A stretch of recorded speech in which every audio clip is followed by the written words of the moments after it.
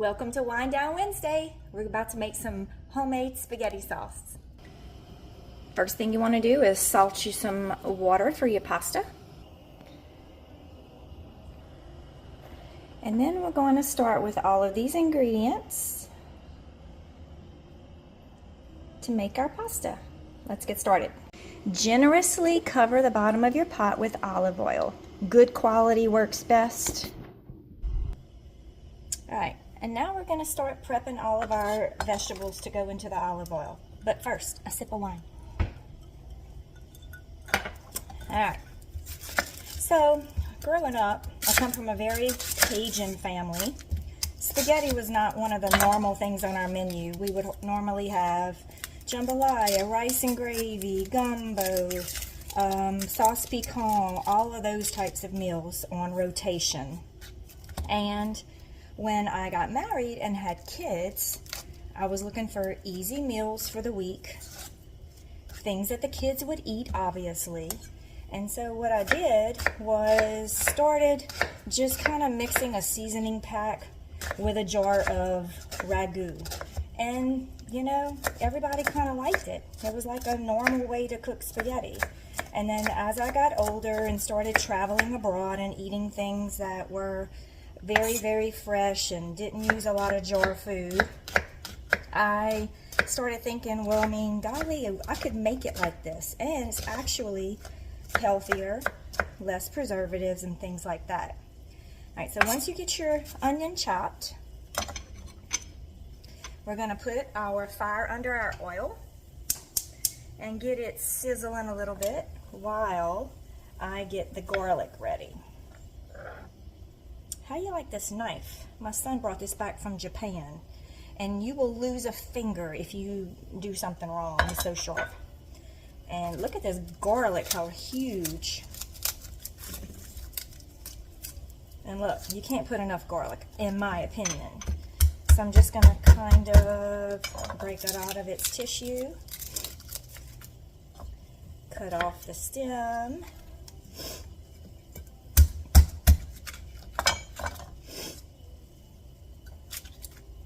And then chop it up. Once your water is boiling, go ahead and add in your pasta. Give it a little stir. Now the salt is going to be for flavor. It's not really to keep your pasta from sticking together, but a couple of ways that you can keep your pasta from sticking to itself is to make sure your water is boiling whenever you add the pasta. And whenever you are stirring your pasta, make sure you use your tomatoey, saucy spoon to stir it. And that'll keep it all from sticking. And now, another sip of wine. Alright, we have our garlic and our onions already chopped up and ready to go in the pot. Alright, now that our oil is ready, we're going to go ahead and add in all of our onions. And look, you don't want to put your garlic in up front. If you put your garlic in up front, it's going to burn and get bitter, and we don't want to do that. So we're going to cook our onions until they're completely caramelized, softened, translucent, however you want to look at that. And then we'll add in our garlic. So get those all in the oil. And then leave them alone for a minute and let them sweat. Kind of like we're doing in this Louisiana heat.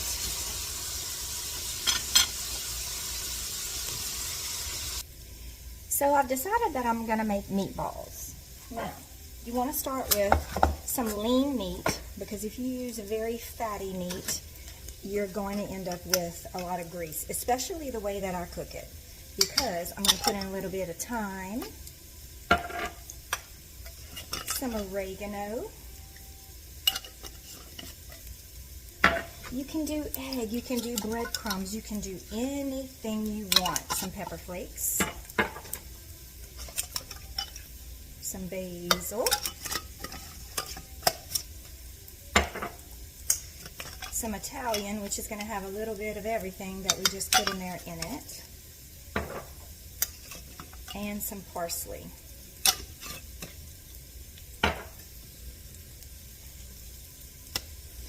gotta put on my gloves.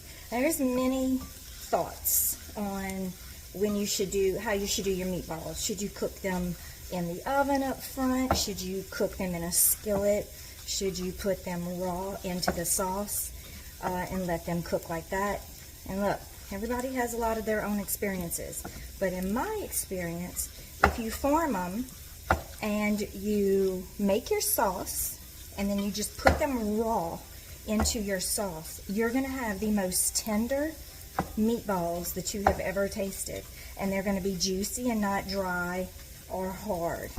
One of the things you want to keep in mind, though, just like when you're doing anything, forming anything, is that you make sure that all the meatballs are the same exact size. So I'm going to start off with probably just a golf ball size piece of meat. Roll it, set them aside.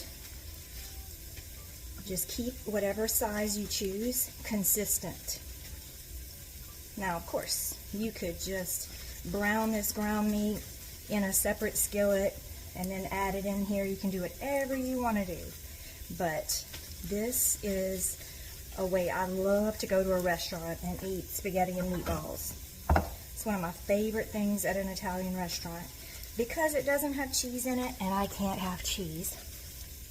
But it's just that there's so many different flavors going on. You got the sauce, you got the meatball, and if I weren't lazy today, I would have made some homemade pasta. But we're going to use some bucatini that I got at the store. Now I'm going to finish rolling all of these, and then I'll show you what that is when I'm done. Alright, back to our onions. You can see they've already started to browning a little bit. We're going to go in with all of our garlic. And remember what I said, it'll burn really easily. So, maybe if you feel like you have your fire too high, turn it down. If you feel like you don't have enough oil to coat the garlic, add a little bit more. What's good about cooking is that a lot of it is on feeling and experience and, you know, your preferences. How do you like it? And then we're just going to let this go for really like 45 seconds to a minute. We don't need a whole lot of time. We want our garlic to stay sweet and not get bitter. And we'll talk about that, the sweetness of spaghetti sauce, in a second.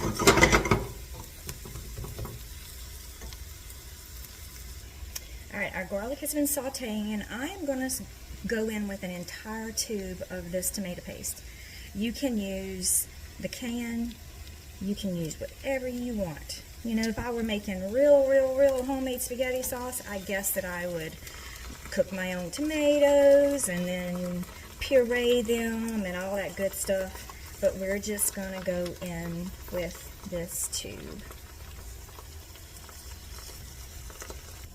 Give it a good stir, turn the heat down, and let it saute for a couple of minutes. Alright, we have let this saute for a couple of minutes, and I'm going to add in an entire box of bone broth, chicken broth.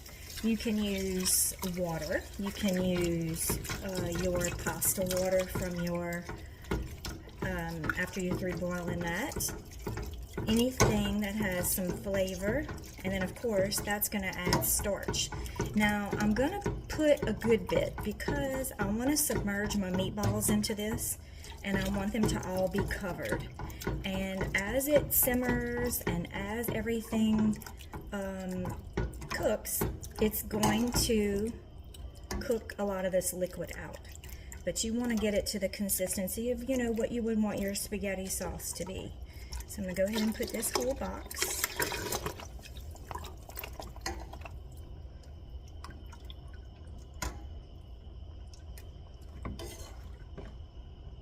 Then I'm going to start adding in all my seasonings again.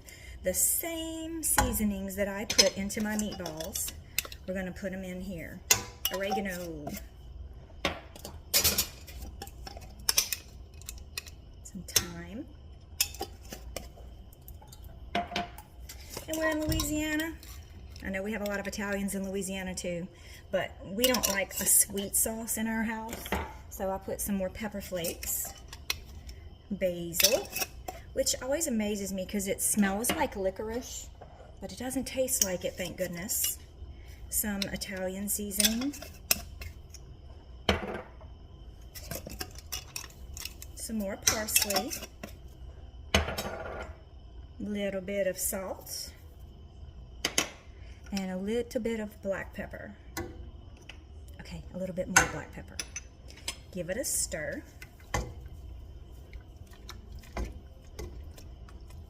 I'm not going to turn my heat up too much because I don't want it to pop all over the place. Now I'm going to put in mushrooms, fresh ones. These are from my freezer, obviously, but I always buy them in bulk and put them in the refrigerator. And now we're going to take our meatballs that I formed a minute ago, and I'm just going to lower them down into the sauce without overlapping them. Try to keep it a single layer. And you want to make sure that your sauce is good and combined before you do this, because we're not going to stir this for a little while. We're going to let these meatballs cook. If we were to sit here and stir this every 2 minutes or put the heat too high where it was rolling, it would eventually break up your meatballs. And then you would just have a ground meat spaghetti, which, you know, I've done before. No harm in that. Okay, now I'm just gonna a little nudge under the sauce so that they're all under.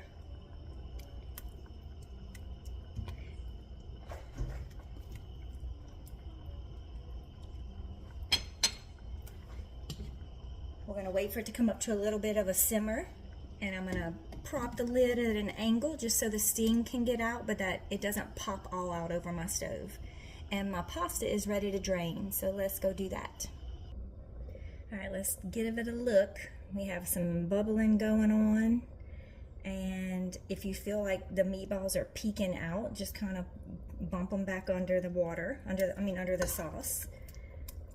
But looking good, looking good. Now another sip of wine. All right, so as you can see, our sauce is done. It's nice and thick. Got my pasta ready. I'm gonna plate us up some spaghetti sauce and meatballs. Now in my family, we like to have, we mix our noodles into the sauce. But for the purposes of the video, I'm gonna kind of make my husband a plate. A little more sauce.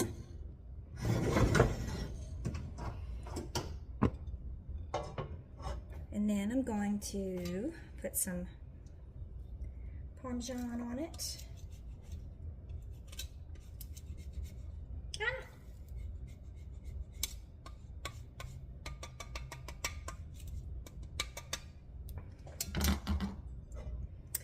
Bon appetit! Let's cook!